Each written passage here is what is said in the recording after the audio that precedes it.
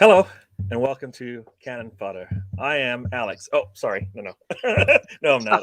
I'm Gary, better known as DWTT to most of you in the chat room. Alex dropped the keys to the palace and I picked them up. And so here I am. So welcome to the Easy Talk. I've got a guest, I've got a panel, a big panel coming, but we'll start with early arrivals from Eltel. How are you doing? Great here. We're on the 5th of November here, so there's fireworks going off and it's all full steam ahead. Let's hope Arsenal are firing off a few fireworks in their next match.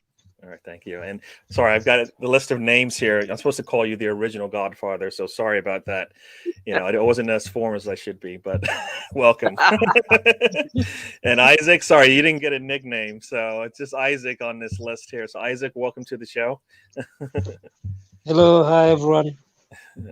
Okay, cool.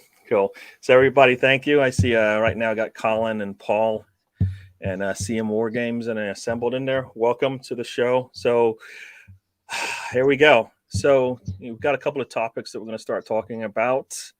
And first one being, you know, the fan expectations, right? Are the fans being unrealistic? The ones that are in the stands, watching the games, you know, those that buy one ticket, those that have season tickets, even those that are sitting at home.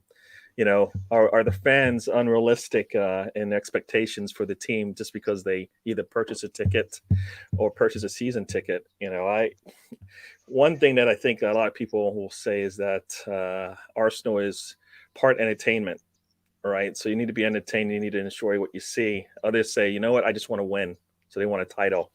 So it's a mishmash of answers to that question. So I'll start with you, Eltel. You know, are Arsenal fans unrealistic?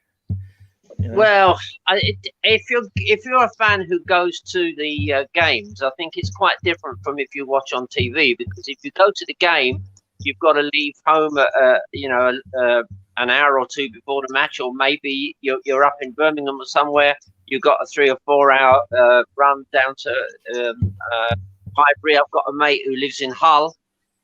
So he's got a 5 hour run just to get onto the outskirts of London, and then he goes in by tube. So those people are enjoying a day out. They meet in the pub before or after the game and talk about the game. But it's a big day out. It's a big day out. And actually, quite a lot of times when I've been on the tube going home from a match and I'm listening to conversations going on around me, it's very often you'll hear people speaking in German or Swedish or Dutch. So people do travel a big distance for matches. But I think a lot of the fans and who have been through the sort of good days are prepared to accept some of the bad days. Now, having said that, I think we've now maxed out on the gap between trophies or league championship wins. But I think we're living in a different world now. We are living in a world where the multi-billionaires are running clubs and they're pumping them full of money. And you can either be a rich man's plaything, such as Abramovich at Chelsea, and he'll keep changing manager and hoping to continue to sort of win. Or you'll have people like Kroenke, who are in it just as he was with St. Louis. He's in it to turn a buck. In fact, turn $1 million. And we've got Kroenke, and it's a different vibe. He's going on a long-term plan here, trying to get in a young manager, buy players that are on the way up rather than on the way down. And if you know, you have to be very patient then, and you have to hope that we can do a Leicester and maybe sneak it onto the top table. But unfortunately now, such big money is being thrown at players that the sort of days of Arsenal being up there at the top table and winning year after year is going to be very difficult. And which is why I think at the moment our best bet is the cups, the League Cup under its most recent guise as the Carabao Cup and the FA Cup. But so that's what fans have to accept. It's a long haul. But it's still exciting. If you're an Arsenal fan, I used to go when I lived in Highbury to the the matches at Highbury when the first team weren't playing as well as that, I'd go to see the reserves, and if they were wearing red shirts with white sleeves, I'd support them. So for me, it was a day out, and for lots of fans, it's a day out to enjoy. Yeah, definitely. Yeah, I was a season ticket over here for my college team, so I kind of understand that, getting all prepped and ready to go. And I've never actually lived in a town or city where the game was being played, so I always traveled in, either mostly by flight. Sometimes I drove, but like you said, you get there, you spend all this time and money. You want to get in there. You have all these plans and expectations when you get there. The last thing you want to do is be disappointed, but you also want to be entertained. And if you can walk away with that, I think you're always happy about the time you invested in it. So yeah, I think I understand that. And I did see some comments in there, and we'll get to those in relation to this. So Isaac, for the fans, they're sitting in the stands, with their ticket in hand as they walk through the gates. Are they, should they have some expectations? And if they do, what expectations? Are their expectations unrealistic, or are they justified? You can say that expectations are unrealistic. First, football is a game that involves emotions. So when emotions are involved, it is clear, or it is important to understand that at one point people will be disappointed because of the results. At the other point, they will be happy because they've won the match. So it is a game of emotions. So when emotions are involved, expectations can change. And when you look at where we are at the moment, I believe most of the people who are saying Arteta out are now on their Arteta train, and their opinions are meant to change because of the variables that are involved. The variables being winning or drawing or losing a game. So expectations are always there. And given the fact that we have the youngest manager in the Premier League, I don't believe there's any younger than he is, because he's the youngest. He's learning on the job. Right now, people are very, very happy. When Arteta was performing dismally, most of the fan base was we want Conte. But now Conte is at Tottenham. The same exact fan base is saying, when you look at Conte, his stats are not good. You see, is a game of emotions, and we understand the expectations are always gonna be there. You expect to win because, and as I said earlier before we came on, we were used to winning titles. We're used to playing beautiful football, and we lost the Invincibles. We lost our identity. We lost our style of play. Definitely, we are not going to get back the Invincibles, but we can recreate the identity. And as the season was beginning, or towards the end of last season, people didn't see clearly what Arteta's plan was, or what system or what identity he wanted to create in this team. But if you look at it right now, you could see an identity that is being created. So expectations will always be there throughout the journey. Yeah, and I think the expectation, and I think, like you said, this is kind of a changing of the guards, or we always talk about teams rebuilding. We've been in a rebuild for a while, right? And I think that started when we left Highbury, right?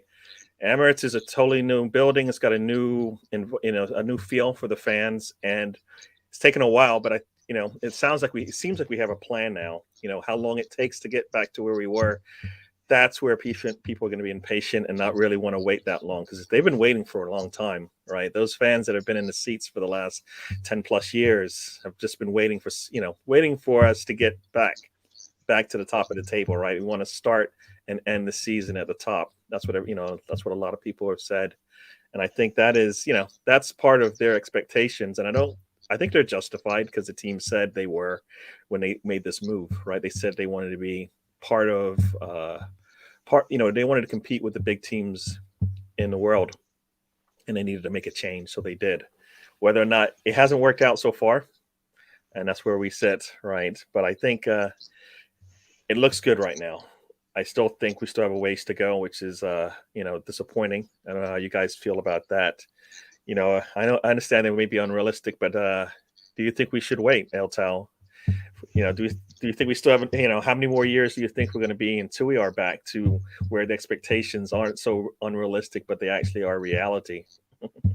Well, I'm afraid while we've got the multi-billionaires pumping money into Europe's biggest clubs, we're going to have a long wait. But let's hope that with Arteta's model, which is to buy young, promising players and scout really well and bring youth players through, that model can work. I know we're looking at a guy at the moment, 6'3", Dusan Blakovic, who's I think he's Serbian, and he's 6'3". He's got the kind of same build as these big centre forwards that we've had in the past, but he's strong as well. So he's almost, and he's quite fast. So he's almost like a combination of Lacazette and Aubameyang. Obviously, we're scouting him, and hopefully he'll come through. But it's going to be a long haul, and it's going to be tough because we are up against people like Pep Guardiola, who can just go out and pick the sort of best 11 players and play them. Now, Wenger did have an answer to that. He said, yes, while these mega rich clubs can go out and buy the best 11 players, there's still plenty of other players around that are still very, very good players. And that's what I think our model is. We're going to buy these young players that are going to be top quality players in a year or two's time. And that way, instead of buying them at the height of their value, we're going to buy them relatively cheaply and try and compete that way. I think that's his model in terms of the financing of the club. Nice. All right, and Isaac, same thing for you. Should we wait? Should we be patient with this? I know we have unrealistic. Some people have unrealistic expectations, but will we have to wait to see it through? Should we be patient and do that? Should we wait? Yeah, definitely we should be waiting. I tend to think if this time last year, the way Arteta was performing, if we didn't have a patient Arsenal board, he could have been shown the door. If Arsenal's board was like other boards that I know, Arteta wouldn't be our manager right now. He will be gone, and then we'll be having a new manager. And you can imagine he's gone. There's a new manager. We'll start afresh to rebuild. But the patience that the board has had with Arteta is finally paying off. Yeah, and given the fact that he now has his first 11, and as the Godfather was saying, teams like Man City or Chelsea, who have the backing of billionaires, they can go out and buy these big profile players.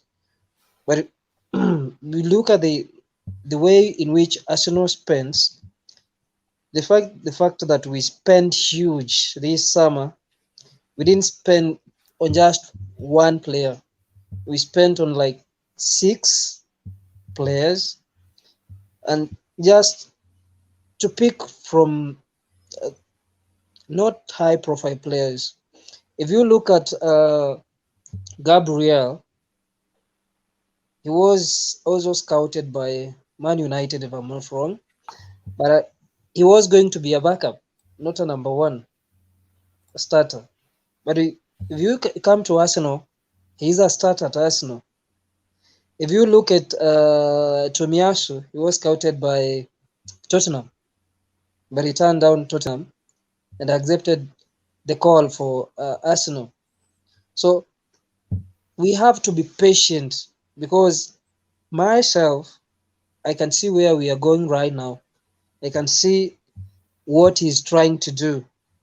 with the young players. And if we do not sell, because I'm afraid that Arsenal like cashing in on their best players, I will want to see Emil and Saka stay.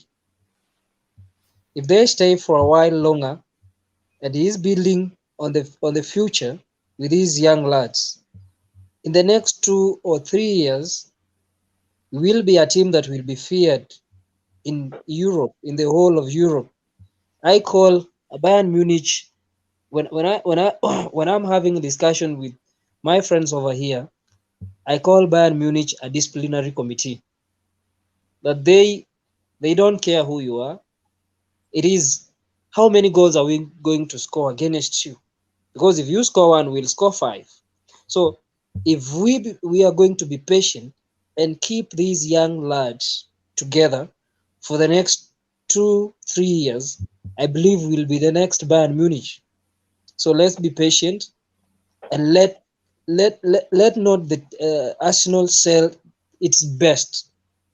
In fact, we need to recruit a center forward. Come January, we need a center forward because it's one area where we need to improve. One thing I'm happy for is that Arteta has come in and has addressed areas that needed addressing. Yeah, definitely. Yeah, I mean, as you know, I did a show last night, and we were talking about the changes, and all 6 of the changes that Arsenal did, all were warranted. They were all needed, and they've all worked out so far. So that's been great. We were talking about Arteta, and our next question after I go through the comments will lead into a little bit more discussion on Arteta and the fan base. But let me go through the comments as we go through. Hello, everyone. Thank you. Welcome again. Yes, I'm not Alex. I'm Gary, for those who don't know me, or DWTT for those in the chats that see me out there. But yeah, so Alex he needed a night out, or he had some things he needed to do. So I'm just filling in right now. So Alex will be back as soon, I think is the next show. I guess if that's tomorrow. So here we go. So, Colin Young, let's go, Alex. I'm fired up. I cannot wait. I'm sorry Alex isn't here, but I'm Gary. Hopefully you're still fired up. All right. Arteta on loan in January. I don't, you know what? On this comment, somebody was talking about that. Right now, Arsenal cannot make a change. You can't. There's nothing that you've seen in the last 9 matches should lead you to believe that you should make a change. So I don't think that's going to happen. He may not reach the heights that we want, but you can't make that change right now. You don't know. You don't know where his ceiling is. Until you find that ceiling, you won't know. Ashley do. Hello, Ashley. Welcome. I got Paul Smith. Hi, everyone. This is me telling you guys the show's starting. And yeah, that was to me also. Also, CM War Games. Hello. Hello, all. The assembled. Well, greetings, gentlemen. Philip Luther Howell. This is my dad. Good evening, all. CM War Games for me. What does a ticket guarantee you for me? That's just a chance to see a game of football, not to see an entertaining game. Anybody have a comment on that from the panel? He's just there to see football and not really entertaining. Well, do you know what? Part of the experience when you go to any big game, and obviously in America, baseball, for instance, is big. Part of the fun is you walk towards the ground, especially if it's an evening match, and you can see the floodlights from a big distance. And I remember as a young kid, or even in my teens, or even now, actually, that little excitement starts to sort of bubble up. I remember taking my son, took both my boys into a semi-final at Cardiff, where we played, if I remember rightly, it was Blackburn Rovers. And we arrived early, and my son Michael had never been into a really massive stadium like the Cardiff Stadium there. And we kind of walked in, and we caught sight of, oh my God, what's his name?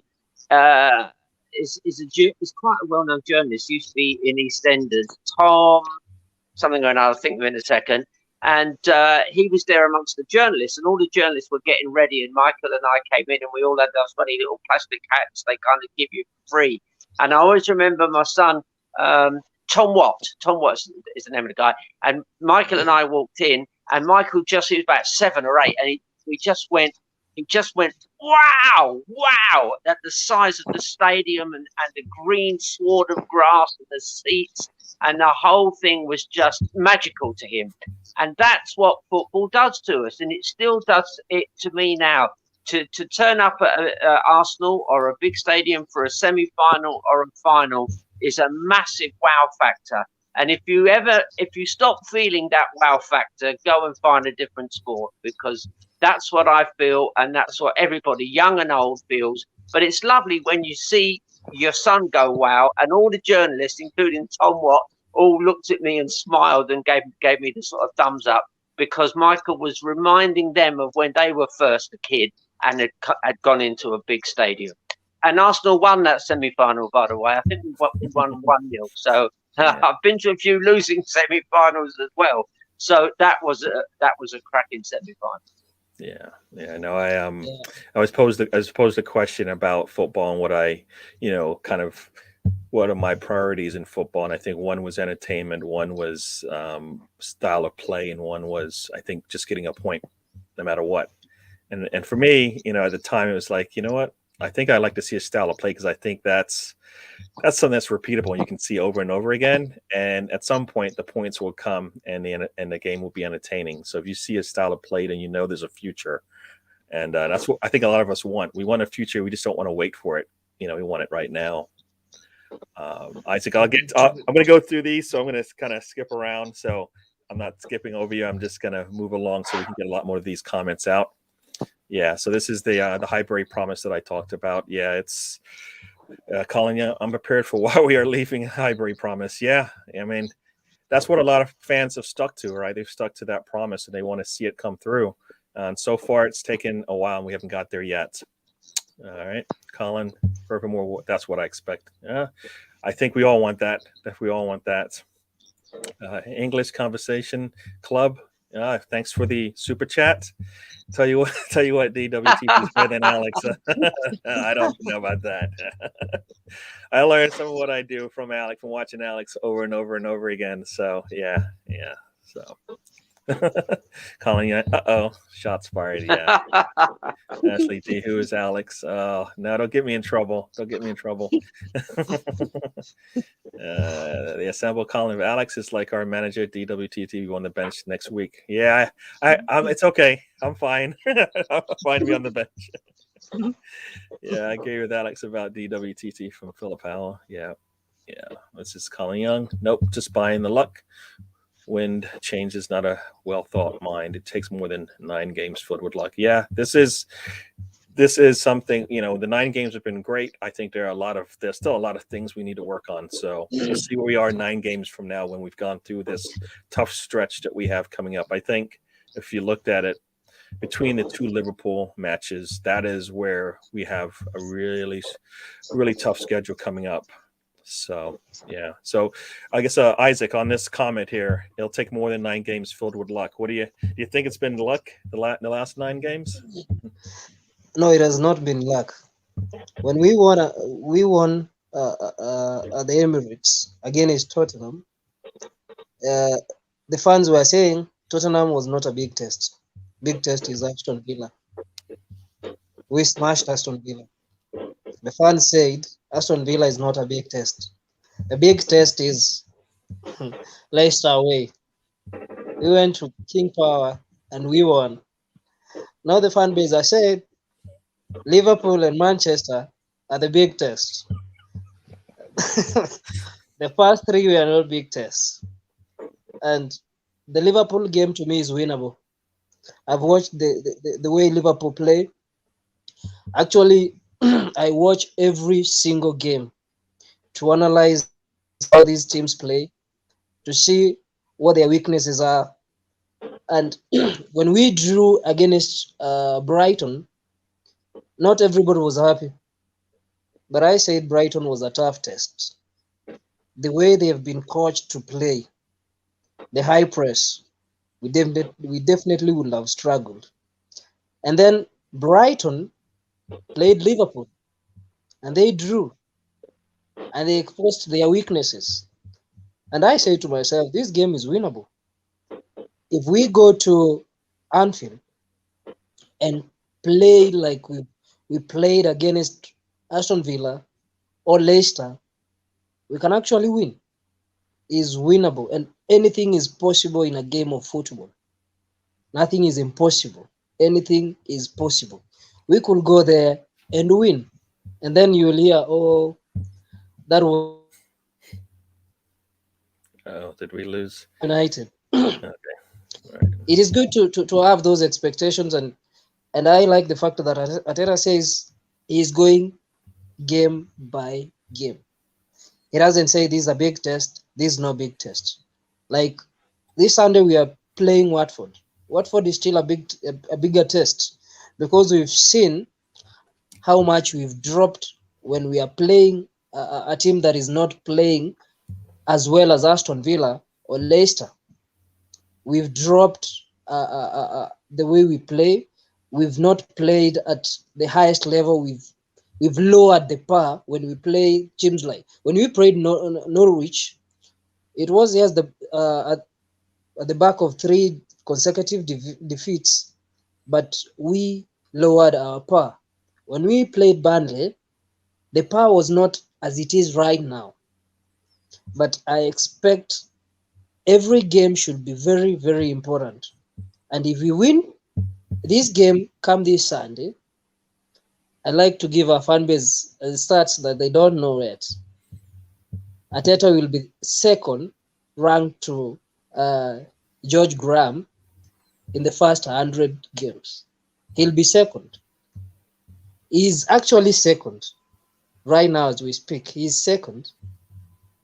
Arsene Wenger comes third from 100 games. That is something that most of the fans don't know, and they haven't researched and seen that out of 100 games, he's won 52, not drawn. He's won 52 and a few draws and a couple of losses. So the expectations are that we want to win every match. It's not going to be a straight road. It's going to be bumpy. And as I said, Bayern Munich are a disciplinary committee, but they got hammered the other day. They got hammered 5. So it's not always a straight road. So there are going to be bumps. Let's expect these bumps to be there. Although I myself expect to see progress. Bumps are going to be there, but they are going to be progress. If there is progress, that's good. Yeah. No, for sure. It is going to be, it's going to take a lot longer than everybody wants, but definitely. And I think, I think we'll see those bumps soon. I hope we don't, but I feel like we will. And we have to be adults about it, that it is going to come. We aren't going to continue to win, for the rest of the season. That's a tough thing to do in general, much less when you're rebuilding. So we shall see. So we'll continue with some of these comments, and then we'll go into the next subject matter. So Static, hello, welcome. Hey, DWTTL, Eltel and Isaac, hello. Ralph Lee, I have another brother from another mother. Hey, Gary, great guest and wonderful host. Keep up the great work. Thank you, Ralph. Thank you. Just trying to fill the boots of one Alex. All right, Static saying hello to Isaac. Okay. Hello. Yep. Colin Young, wish Ralph and Alex have no face today. Colin, this is craziness. Yeah, everybody's these are saying hello to each other. What do we have here? The assembled Isaac and Eltel, do you think Arsenal created a problem when we had the invincible season, meaning going unbeaten is the ultimate goal? We achieved it. Where do you go from there? Oof, that is a big one. Do you guys want to? I did see a quote from Alex Ferguson there a while ago saying that despite all the things that Manchester United won under his tutelage, they never went a season unbeaten in the league. And so he took his hat off, as it were, to Arsene Wenger. But what I would say is there is a holy grail that Arsenal haven't, unfortunately. We had one hand on it, but it slipped. And that's the European Cup, or in its modern form, the Champions League. And I was lucky enough to be able to get a ticket for the final in Paris. And it was such a shame when Thierry Henry was running through midway through the second half, and he just couldn't quite connect. And I remember texting my wife, and she was saying, "Do you think you'll win it?" I said, "Well, how can we win a European final with 10 men? Now, if it was 10 men and 10 minutes to go, you've got some hope. But we basically had to play almost the whole match, about 80% of it, with just 10 men. So that's the one I'd like to see. Aston Villa have won it. Nottingham Forest have won it twice. Liverpool, I think, 5 times. Man United twice. I mean, that's this. It's not easy to win. Even Pep Guardiola with Man City is having trouble picking up that trophy. Chelsea have won it. Is it twice now? So I think that's, if you're going to say how do you beat the Invincibles, it's to lift that European Cup or Champions League Cup. Great. Actually, when we went unbeatable, we set the bar. And when you set the bar that high, there's always going to be a comparison if you don't do better. And I'm going to give an example. If you had your child go to school and they scored a very, very good grade, and the next time they dropped, you'll always go back to that grade and ask, if you score this, why, how is it impossible and you had this grade? It is possible. So we set the bar that high for ourselves. So, and I like to agree with the Godfather that if we want to do better is win the European trophy. And if we win that, then this issue of the Invincibles, people will forget about it and they'll start asking why not win again. No, definitely. Yeah. I think a lot of people, there's been discussions about whether or not they would give up a loss for the Champions League, title that they missed out on. Some people would, and some people are like, yeah, Invincible hasn't been repeated. Until it has, then yeah, I don't want to give up any losses in that season. So I think that's the thought there. So I think if it's possible to get the Champions League, it's going to be tough, but it is possible. Invincible is it's going to be hard to repeat that, I think, going forward. I'm going to go through some more of these comments, but there's one question that is part of our next discussion point. So I'll skip over it, but I'll let you know we will get back to that.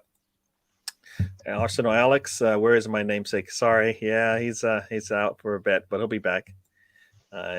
English Conversation Club. I can hear Alex collecting his P45. Nah, that's not happening. Sorry. Seeing War Games is out on the bus again.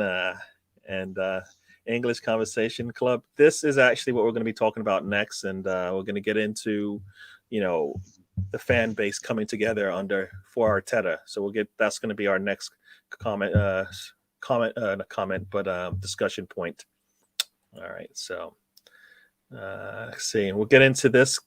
How does the 11 look? We'll talk about this probably when we get to the next match, because that's going to be important, and we'll talk about the future after that. Well, Colin, is that with that Xhaka healthy and El Neni, Partey, Pepe, and Aubameyang at the African Cup of Nations, or just Xhaka?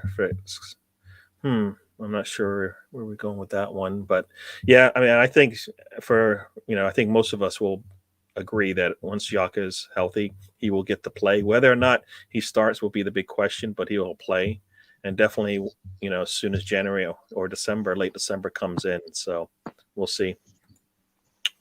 All right, let's see. What do we have here? If Mustafi accepted contracts, how does that 11 look? That's a good question. The David Luiz is the part that I am interested in, because I think we might have kept Saliba if we did that. So, I would like to have seen that, but we'll see. Ralph Lee, I think we have been seeing the transition of football to Liverpool, Man United, Man City, Chelsea, for billion owners. Arsenal needs to have hungry players who desire to win over rise greed. That is true. And, that's what we're getting from the young players. They're not necessarily looking at their bank accounts right now. They are looking to play some good football and enjoying it, and we're seeing that. I think there's two ways to go about it. Either you throw a lot of money at the players, or you get players that just want right now that want the football to be really good. We'll see how that works out for us. Hello, Archie, Yini. Hi, my great people. Yeah. Let's see what we got here. It's finally happening. Arsenal fan circle has taken over Content Fodder TV. We have to have matches watch alongs now. Yeah, that would be great, Ralph. Definitely. Alex and Ralph have picked up injuries. Yeah, sorry. Yeah, they're out. Yeah, they had some obligations and they had some. Yeah, they'll be back. They heal really great. Yeah, English Conversation Club 2-footed challenge gets Ralph a red card. Oh, tough. So sorry if I skip over. I'm going to try to go through all of these, but we'll see how we go. Colin Young backed off in the 30th minute against Leicester City. If we do that at Liverpool, we will lose by 4 goals. Yeah, I think we've seen that this season. We are not 90-minute team just yet. Mentally or physically, who knows what the reason is, but we seem to drop off. But yeah, I think the fact that you see it means that hopefully they're looking at this and trying to figure out why they can't play a full 90 in the style that he wants. I mean, I think the Leicester City game actually for 90 minutes, I think we did everything we could to stop them. We gave them opportunities and we stopped them when they did. It'd be nice to put a team away once we have a big lead like that. So we'll see. Beating Liverpool or City while competing for the league. That's the Highbury promise. Yeah, well, we want to finish in the top 4. We want to compete with the top 4. And we want to win trophies, right? And that's what you're going to have to do. So, Colin Young, results. This is a performance-based business, definitely. What do you have here? Hey, I know it's a results-based game, but given the City, Chelsea, and Liverpool are the best teams out there, head and shoulders above the rest, and our record at Anfield being poor is a good performance. Yeah, right now I think we'll be happy to have a good game against them. I think if we can play our style, that's what we're looking for, and that's where I kind of go with the style of play. If we can play our style of play and impose it on them, that'll be good to see. And eventually we'll catch up if we continue where we're going. Yeah. And a loss or draw acceptable. I think right now, if you went in and you lost 1 or 2-1 to Liverpool, you'd be satisfied with that, with where the team is. So, yeah. Ashley D, welcome all Gooners to the DWTT Fodder channel. Remember to smash the likes and subscribe for more ranting DWTT news. Yes. So I know I may have skipped some because it skips over some, but hopefully I didn't miss too many. All right, so next up. So our next thing we're going to talk about is, can Arteta bring the fan base back together again, basically? Is he the man to do that? I think he's got a lot to. I think right now he's got to concentrate on his football for his team, and that might come across as somebody who can't bring the fan base. But I think the last 9 matches show that, if he continues to do that and gets better at it, then everybody will come together, because we all like wins. We all like points per games, right? So let's start with Isaac here. So can Arteta bring the fan base together again? Yes, he can, and he is actually doing that.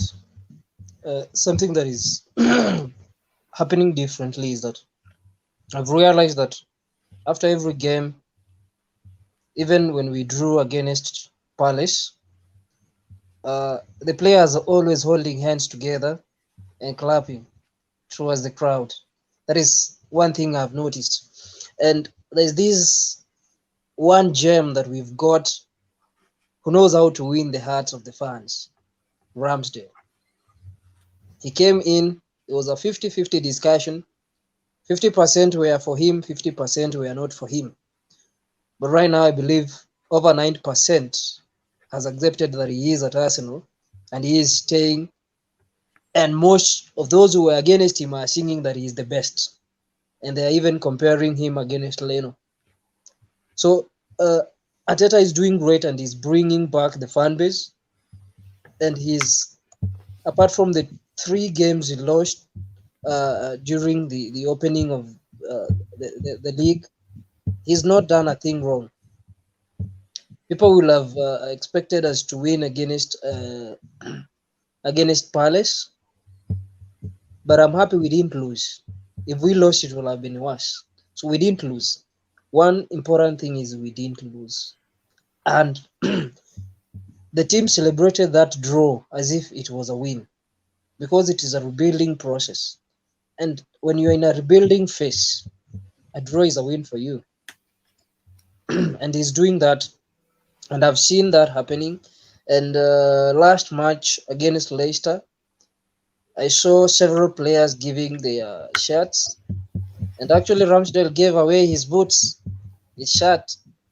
So he's winning the hearts of the fans over and over and over again. So, and if these players keep performing how they are performing right now, the fan base is, because as I said, it's a game of emotions. They are gonna get attached more and more because they feel happy and they feel confident with the team. And if you're happy and confident with something, you want to be associated with it. Yeah, definitely. Yeah, the Ramsdale has brought some enthusiasm to the team, his teammates. I mean, they're constantly communicating with each other, smiling. You know, he tells them exactly how he feels, whether it's good or bad, and I think I like that about him. I think we saw this when Lacazette first came on as a sub a couple of matches ago. He was just firing up the fan, right? And that's what I think that's what we're missing. We're missing that jolt of energy from one of the players. I call that leadership. To me, the team seems to be, maybe falling asleep at the wheel, some would say. But then if somebody comes in and wakes them up and say, no, we got this. We can get something done here, and that's what Lacazette was doing when he came on to the pitch. And we've seen with Ramsdale a similar thing. This is, for me, I call that leadership. That's what we've been lacking, and we're getting it. It looks a little different. It's not a person with the armband. It's just another player on the pitch who's got something to say and wants everybody to join in. So yeah, I listen to some fans that will go to the matches, and home and away, they say that the fans are singing like the whole match, and things they hadn't probably seen in a while because teams were just upset with what they were seeing, and they didn't expect to see that. They figured, you know what, as soon as fans are back in the stands, everybody's going to be Arteta out, and that's not the case right now. Everybody's enjoying their football, and definitely enjoying their football now with the results as they've been. So this is if that's what Arteta's doing for the fan base, and I think it's a good thing. So, Tal, how do you feel about that? Yeah, I think Arteta gave the game away a while ago when he said, once you string 2 or 3 wins together, the fan base will rally round you. And that's so true. And of course, I mean, I've been going a long time, and I listen to people around me and so on. And by and large, I would say the people around you at an Arsenal match at the Arsenal end, they're always supportive, even though at the back of our minds we were thinking Wenger has probably stayed too long. We still, by and large, supported him. Unai Emery was doing a fantastic job. And I think, yes, there were some people who abused him because his English accent wasn't very good. And I think that was blown up by the newspapers, because I had no truck with people who were doing that to him. I mean, his English is zillions of times better than my Spanish, for instance. So I think that was a shame, because he's proved with Villarreal he is a good manager. And I'm glad he didn't accept the Newcastle job.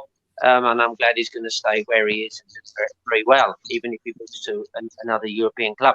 But I think, yeah, Arteta's turning it round. He knows fans are not, I don't think fans are that fickle. It's the press. It's the newspapers that, in order to sell a newspaper and on media and so on, they sort of take the tiniest problem and they go, that's it, it's all over, Arsenal are in trouble. Or suddenly Arsenal are world beaters. Of course, the truth lies very much in between those two. But all the people I've seen have been, like you guys, you've been Arsenal fans for a long time. And if there's a few blips along the road, so be it. And as we said a bit earlier, you can't expect it to be sunshine and roses and winning trophies all the time. And that's fine, because then when you do win the trophy, what a wonderful moment. That's the magic of supporting a club. And we are very lucky, boys, to support a club that does win trophies. If you think about it, There's teams like Watford, who we're playing soon. They've won very few things, but they still have a solid fan base that goes out to see them, and that's why we follow Arsenal, because we enjoy it when they're going onto the pitch and we're cheering, and if a goal goes in and we scored it, we all cheer. So I think fans are less fickle than the press would have us believe. Yeah, and I think they know that we live by what the press says, because as soon as something gets posted, we're jumping on it and believing it as the truth, and it's not necessarily the truth. It's just just the way they've worded it. I think, and I think that's in some respects that's because we are such a big club. They know if they want to they want to put something out there that a lot of people are going to read, just talk about Arsenal. And right now there's nothing good to talk about, so they're just going to harp on the bad things that are happening, and we jump on it because we're looking for something Arsenal related out there, and I think they know that, and eventually when we keep winning, then they're going to be upset with us, all right? So we'll see how that all goes. All right. Actually, if you look at Arsenal when we performed badly and is on the press, it lasts longer than when Man City or Manchester United performs badly.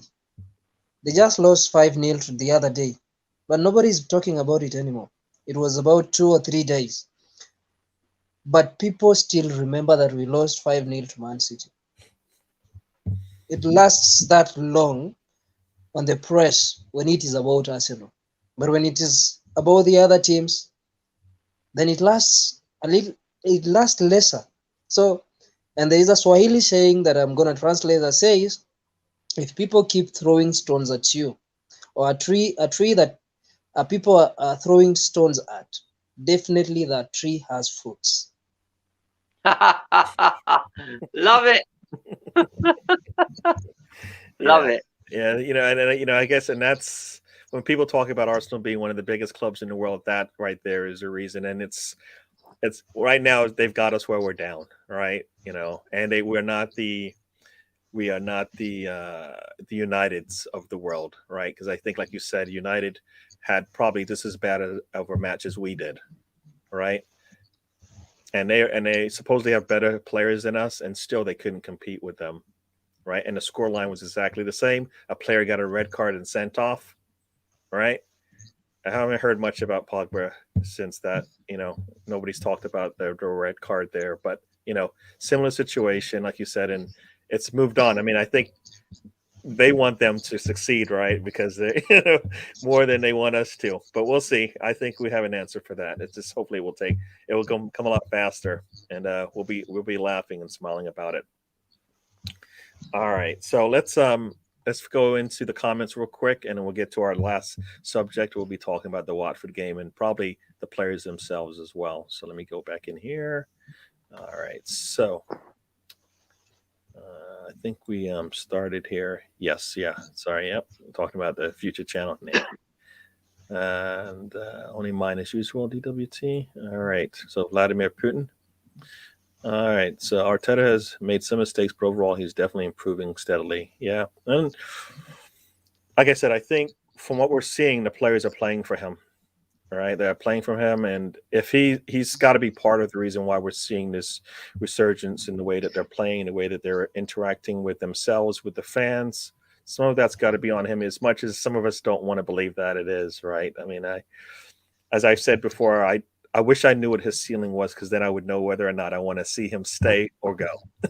But when it's going to happen, we're going to have to lift this one through, right? I think right now, the way things are going, we're just going to have to sell in for the ride and see where it takes us, and then go from there.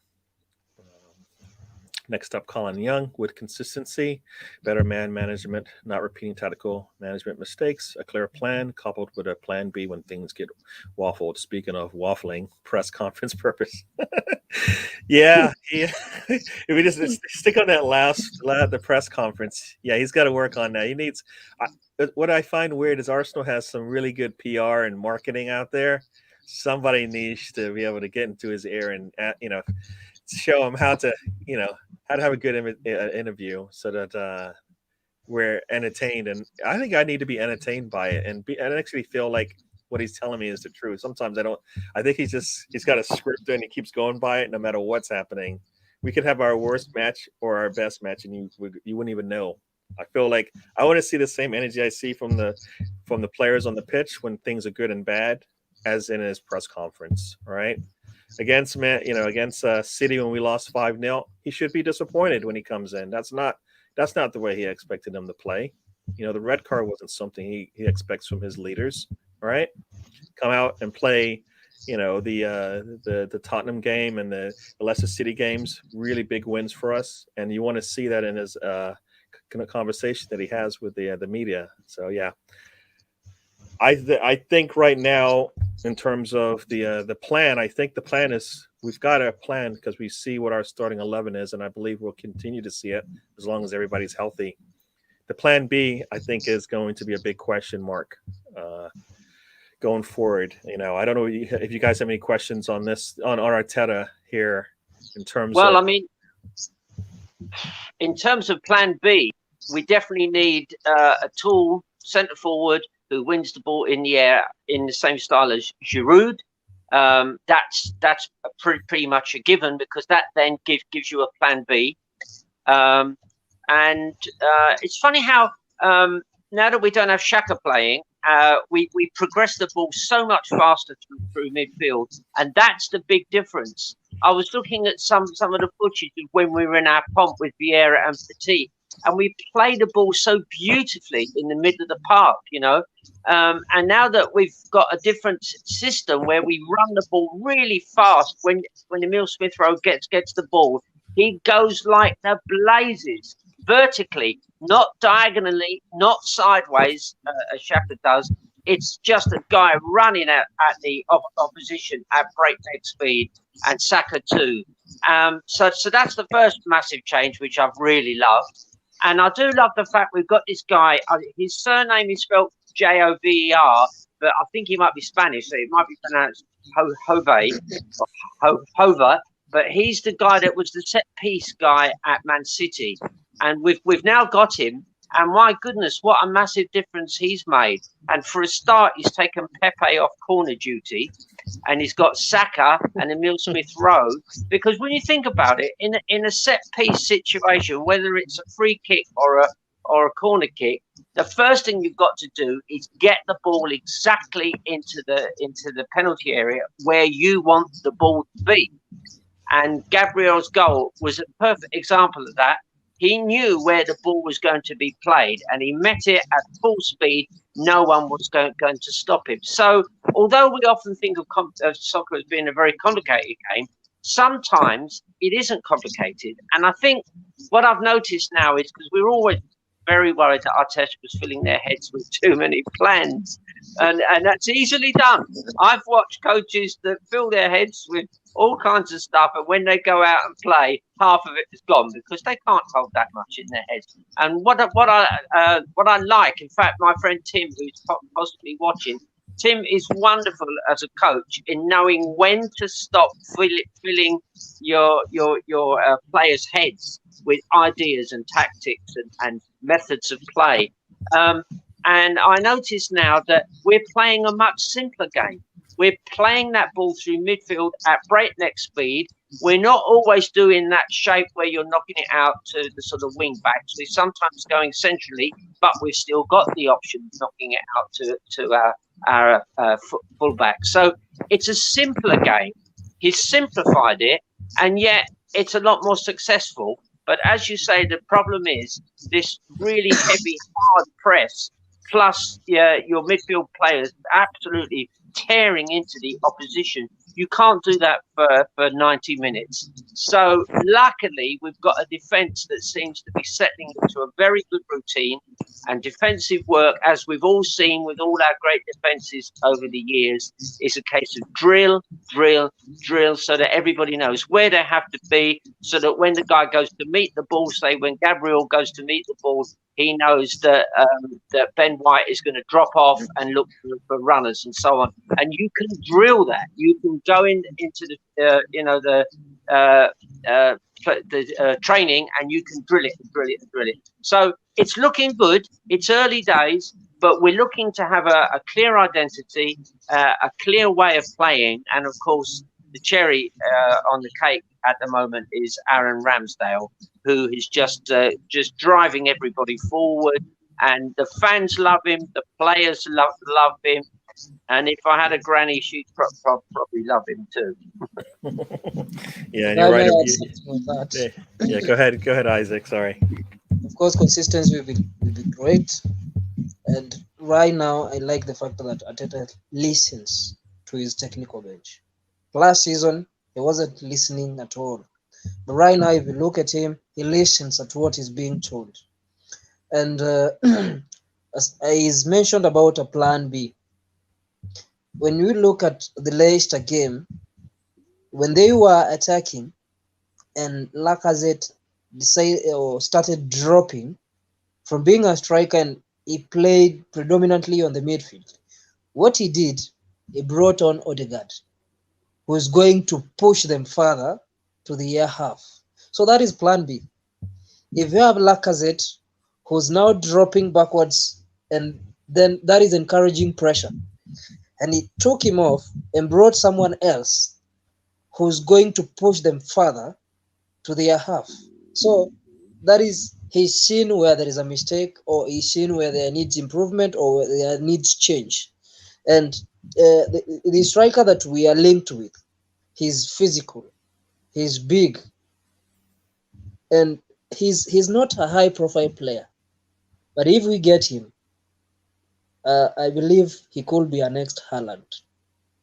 If we got someone of Haaland's stature, his strength, that will be definitely our plan B, because we'll be brushing off teams, we'll be beating off teams because of his physicality, because of his strength, and because of the way that he handles the ball. So I'd be very happy to get such a striker.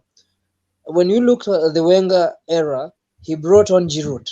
Giroud was a plan B. It was not always a plan A for him. It was a plan B, because Giroud was for, if we cannot play carpet football, then you're going to raise the ball up, because Giroud was good up on the air.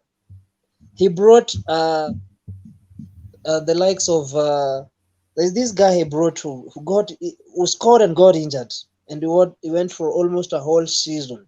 Nicholas Bentner. He was always a plan B also. He could slide and stretch, because with me I'll call him he had long legs, so he could stretch that any other striker I've seen at Arsenal. He could stretch and just have a tap. There are balls that we can't score right now, because we don't have that someone who can stretch as far as he could stretch.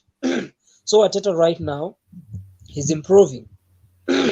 And most of us are calling him that he is waffling, but there are a few news reporters who are calling him a man that gives away little. He doesn't give away much. He's secretive. That is, I believe, under the Wenger era, that is where he learned that from. Wenger didn't give much away. So he's trying to emulate Wenger, but he's not giving much away. So he's being that secretive. Before the Leicester game, he said that Ben White has something to do with his stomach, and that he's not sure if he was going to play. At the end of the day, he was on the starting lineup. So he's giving little away, and that is what he's drilling his players to do. If you have a team that is giving out everything to the press, at the end of the day, the press will say there are leaks in Arsenal. And if they say there are leaks at Arsenal, that will definitely destroy that team. And if you look at this team currently, it's like Arteta was buying leaders. Start from Ramsdale, he's a leader. You go to Odegaard, he's a captain. You go to Sambi Lokonga, he was a captain at Anderlecht. You go to Smith Rowe, I believe he's captained the under-21s at some point. So he's buying leaders, people who are mature. Yes, they are young, but upstairs they are very mature. They can lead and they can communicate. You know, if you have kids who have no leadership in themselves, they will be complaining to each other. But if you have people who have leadership in them, they will communicate. They will discuss. That is what I like about this team. Nice. Yeah. No, I do like the traits of the players that are bringing in has been really good. They do play for the crest on the shirt. This is what we want, right? We want, like you said, we want them doing all they can. So I definitely enjoyed that part. We were talking about Arteta, and I think we've seen it multiple times. The less he's talking to the players, the more comfortable he is in what he sees on the pitch. And part of that is preparation, and part of that might be he hasn't got that plan B all the way set up that he can change it with the players on the pitch. So then we see them talking more. But I think we've seen it multiple times now. When he's sitting there on the bench just watching the game, you know, whatever he taught them and whatever he practiced with them before the match is working. And when it's not, I think that's when we see him get up. So let's go through the comments, and then we'll get into the next match. We are at an hour here, so we'll be finishing up soon. Sorry about that. All right, so here we go. The assembled. Colin Howell. You do all that at the same time. He's going to do it all at the same time. He's got assistants, so they got to help him. We've seen that, right? So the set piece needs work. He's got a person for that. The defense needs work. He should have a person for that. Same thing with the offense, transitions, all of that. He's hopefully got a team around him, and that's the plan. I know he's got guys with headphones in. Hopefully they're listening to some lessons, and they can teach those to the players. So it can't be all him for sure. It can't be all him, but he has to bring it all together. All right. So Colin, yeah, he can't.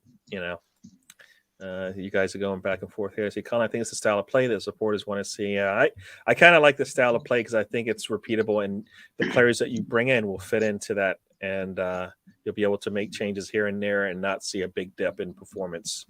Right. I think we saw that when they brought Nuno in, right? You brought Nuno in. He's a reserve. He brings something different than Tierney, and we haven't missed a beat with Tierney out.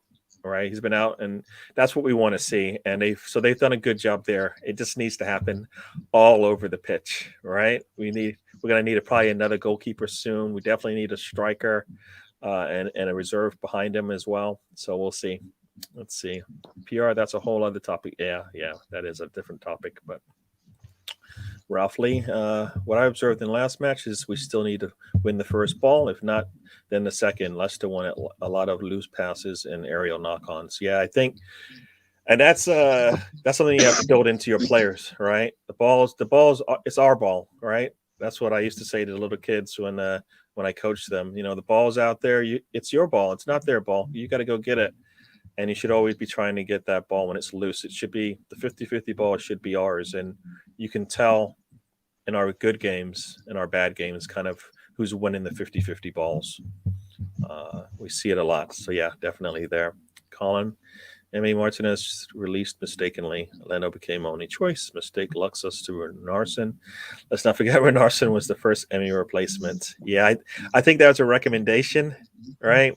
And a recommendation that I don't know if that manager or coach is still around anymore. But I don't think he was a plan B in terms of a second string. I think he was a third and probably a project. And he got forced into it a little bit. And they realized right away that was a really bad mistake, not having a better reserve there. So I think they fixed that one. Matty Ryan was the perfect answer. And Matty Ryan, I believe, for me, I think that's the reason why we have Ramsdale. Because they had Emi, they went back to Leno, and they saw Matty Ryan get out there, and they went, For me, Emi and Matty Ryan kind of brought the same thing. Aerial presence, command of the box, communication, some of the things that we don't see from Leno sometimes. So I think that, so I think they've done better, and they probably won't make that mistake again. You see the assembled LTL. Do you think it's a good idea for Ramsdale being so prevalent in the area Arsenal defense, or like Seaman, he goes around supporting his defense, giving him confidence, and thereby he was really heard? Oof. This is the last comment here before we move on. I'll let you talk about this one, Isaac. If you want to have a say, you can too. Yeah, I mean, I think the thing about this guy Ramsdale is, luckily, he does dominate the box, which is what I've always loved. And with Seaman, remember, in front of Seaman, he had three really big centre backs. Okay, he had Adam, 6'3". He had Stevie Bolt, 6'4". Who was the other one? O'Leary, was it? So he had three. He had three big centre backs, and you can. Sorry, Martin Keown. You know, he was 6'1". So he had big guys in front of him, and he didn't have to come and collect every ball.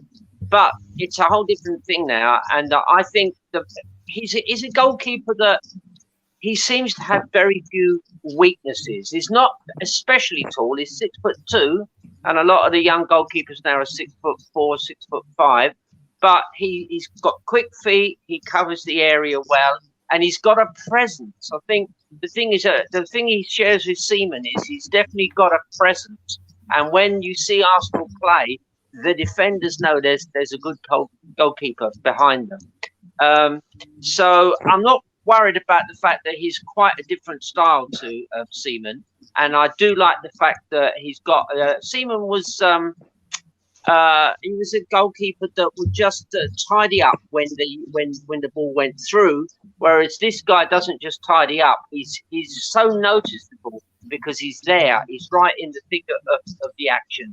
I think long term we're not just going to have Ben White in there as a 6 foot centre back alongside 6'3" Gabriel. I think the guy we've got out on loan at Marseille, the 6'4" young fella, will be coming back next season. So we will have a bigger defence up there. But it's not just about height, but certainly having 2 out of 3 being big guys helps, and it then gives the goalkeeper a slightly different job to do. Nice. Actually, I I have to start with what Taylor said. The original Godfather at it again. Saliba. That guy, if he comes back and pairs with Gabriel, I was telling my friends some days back, I would really like to see Saliba back pairing with Gabriel, and then Ben White pushed forward to partner with Partey, because he plays also as a midfield.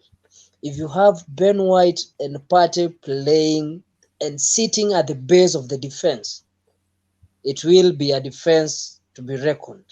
And you have Saliba, who's playing really, really well at Marseille. And I watched him run and tackle Mbappe.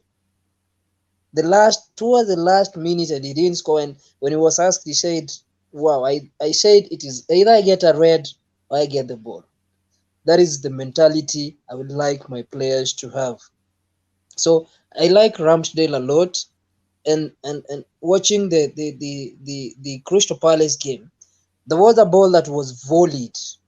He's short, yes, but he tiptoed to look at who has the ball, and he actually saved that ball from going in. Last season, when he was playing at Sheffield, I watched a game where he hit his face on the ground, saving a goal, and I was like, wow, this guy doesn't let anything go for free. He's really fired up, and if he has a chance to save it, he will save it. And believe it not, the Leicester game, he won us that game. That guy won us that game. When he made that save kept us in that game. If we had conceded, and the way we had dropped off, then we'll have had a long second half, because they went back and came with a back 4. And something that I've realized is that we are destroying teams that are playing with a back 3. We forced Villa to make changes to play with a back 4. We also forced Leicester to make changes because we hammered their back 3 and they went back to use a back 4. So when things are not going wrong, when things are not going right, sometimes they are always going wrong. You have got to go back to the basics. The 4-4-2. That is what I liked about Arteta. He went back to basics. 4-4-2 is the basics. He went back to the total. That is what known as total football. He went back to basics. And now the players have got the basics. You cannot always tell people to play new ideas, make football simple, and it will be always be enjoyable. We are enjoying this, and we always want to be on this channel because we are happy, we are winning. So let's enjoy it to the end. I don't know, as if we have one bumpy road ahead, let's not go back to our shells and say, oh, Arsenal has disappointed us. We want to be back behind the manager, support him, because from where we are, he has done great. If we want to go as per the statistics and be very honest, he's second. 100 games, he's second. Only second to Graham. Yeah, and it's funny you talk about the 4-4-2. I was either listening to a show, or I was watching, or I was on a show, and that's the first thing they brought up. Things weren't working. Back to a 4-4-2, back to the basics, and let's see how that works. Yeah. So if that's what you have to do, sometimes you have to learn how to walk before you can run. Right? They always say that, and this is part and parcel to that. Yeah. And before we get into the game, let's just one last comment, and then we'll move on. Colin Young, we haven't even discussed Ballard, McGuinness, Saliba, Balogun, and Aziz. I know this guy isn't liked in this crowd much, but I think there's a player there in Guendouzi. Yeah, I think if I recall, either Ballard or McGuinness, one of them, I don't know if he'll be coming back, if I recall. Saliba, I believe they're saying he's coming back, so I expect to see it. Balogun should be a player out on loan in January. I don't think he has a place right now. He needs more games. So whatever he can do to get more games, and hopefully international games, playing for a team anywhere in the world, I think is what he needs. And Aziz, a similar thing. He went to Portsmouth, and I think he's still not getting much game time there either. So either he comes back and we can give him games, or he needs to find a different loan area to go to. Guendouzi, I have a feeling that's just not good. That's oil and water right now for me. I don't see Arteta wanting to bring him back. He might be a talent. I just don't think it works with Arteta. A more seasoned manager may have done better with Guendouzi, but Arteta, I think he knows what he likes in his players, and Guendouzi just didn't seem like it set him the right way. Yeah. So these are some failures, but these are failures for a young manager, and he'll learn. Anyway, 5 years from now, the Guendouzi situation will come up, and he'll do much better, I believe, and he'll do much better from the start. So now we'll get into the last final topic here. Playing Watford on Sunday. Watford is, I guess, 10 places behind us. I think this is kind of where, a month or so ago, we were probably sitting there 16 playing a team that was higher up in the table. Now we're looking down on mostly everybody. So that's a great feeling, right? We expect to win. We know it's going to be tough, but we expect to win. I mean, I look at their form. They've won one match in the last 5. So we should be able to, we're playing much better than that. We have a much better squad, I believe. They don't have any big names that we have to be concerned with. They do have good quality players. Like, many have said, you know what, you can lose a 20th place team can beat a 1 seed, a 1 place team on the day. So you cannot take anybody lightly, because you will lose.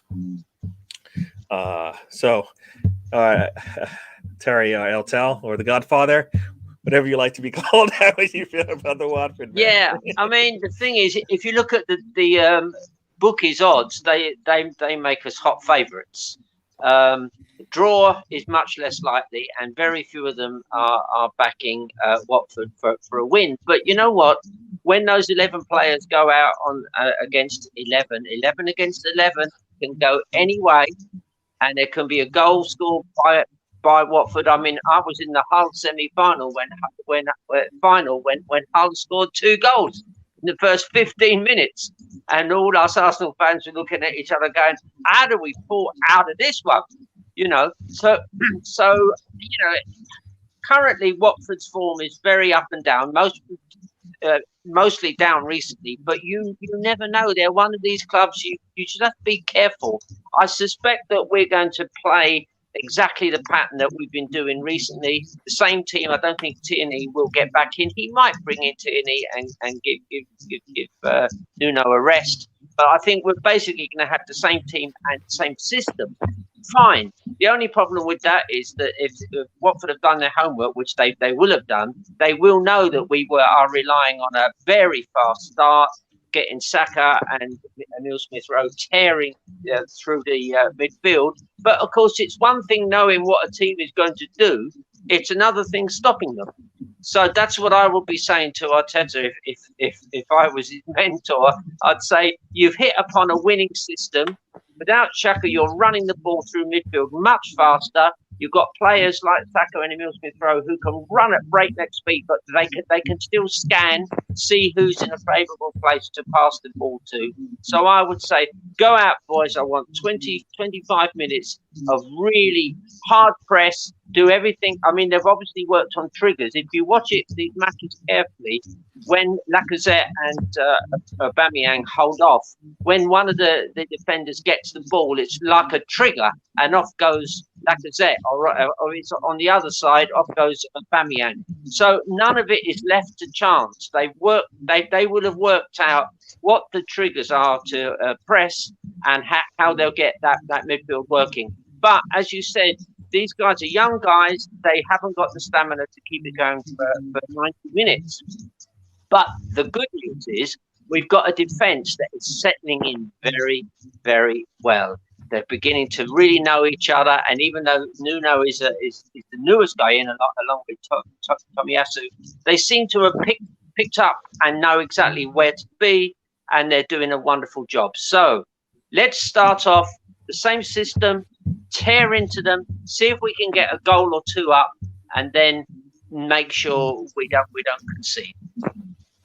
Yeah, definitely. I think as I've seen and many have seen, that first 10 or 20 minutes of most of our matches is where whatever Arteta is planned to do seems to be working. And in the past, we didn't score as much. Now we're actually scoring. So you're right. If Watford can hold on for the first 10, 20 minutes, then maybe they have a chance. But as you said, Arteta needs to tell his players it's 90 minutes. So we're going to have to find our spots throughout the first 45 minutes to take advantage and get back to our game style and not let them get back to their style. It needs to be our style for the whole match. So Isaac, yeah, how do you feel about this match coming up? We should be winning that game. We've won 8 from the last 11 playing against Watford.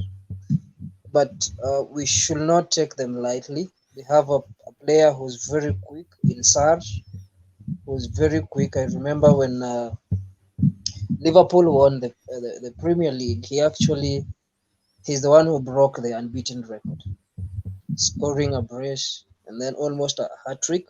So we should be very careful.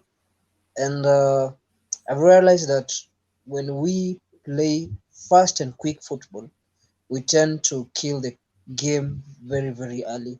So it's like the philosophy now is hit hard, then hit again. Before they realize they've been hit, then you add a third goal and then the game is over.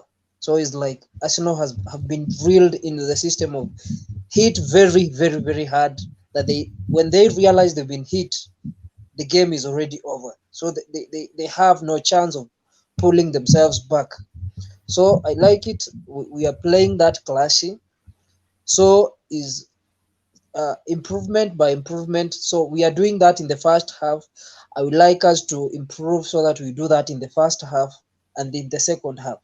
So it shouldn't be that it's a game of two halves. It should be a game if we are going out hard, it should be like that until the 90th minute.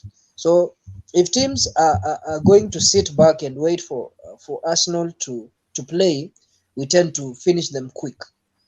But if teams are going to come at us and press really hard, then we tend to struggle. That is where we struggled against Brighton, because there was that high press. They pressed us very high, and we didn't have that chance to finish really early. One thing I like about it this season is that we are not that predictable. Last season, we were predictable because our main threat was down the left side. But if we look at it this season, It could be from the right, could be from the midfield, it could from the left, it could be from the left. Is we are getting goals from all angles. We are getting goals from set pieces. I believe right now we are top getting goals from set pieces. 4 goals from the last 5 games from set pieces. And then we have Aubameyang, who's back into his form. 4 goals from the last 5. Is involved in 4 goals from the last 5 games. So Aubameyang hitting his form again has been a really big plus to us. And the fact that he's playing alongside Alexander Lacazette, who's playing fantastic, who's linking up play very well. And I've realized that most of the time when Lacazette is playing alongside Saka and Smith Rowe, the link of play is very good. They tend to play very, very beautiful football when they are playing together. So last season, Arteta didn't know how to use Lacazette and Aubameyang together. But this season, he's actually got that. He's playing Aubameyang and Lacazette together, and they are doing fantastic. So I expect him to be playing the 2 strikers because we are getting the best when we are playing the 2 strikers together. Yeah, and I think they've been playing good, and I think a lot of us. I think I'm for one. I think we should stick with the same 11. I know Tierney's healthy again, but I don't think we need to break that up. At least let it go 3 times in a row before we change. And hopefully the team isn't looking towards the international break. And if they are, hopefully the way to do that is to, like you say, finish off the match as early as possible, get that 3rd goal, put the pressure back on the other team that if they attack, we will finish them off. And also, I think I saw a stat: the last 5 away wins, probably in the Premier League for Watford, 5 different managers. So I think it's been tough for them. And once they're coming to the Emirates, so we should be getting this win. And the way we've been playing, we should continue. We should continue our same form. I'd like to say thank you to everybody in the chat. I'll go through the comments and then we'll say our goodbyes. So Colin Young, where the rubber hits the road, Gary, that's what is coming. Yeah, you're right. I think it's going to be a long road because it goes from the first Liverpool match to the second one. That is going to be a bumpy road. So that's when we're going to find out what Arteta has in store, because it's going to be a tough one for him. But we have to hopefully see something in our team when we go through that stretch. We're going to have to get help not only from Ramsdale, but from other places on the pitch as well. Hello, Russ.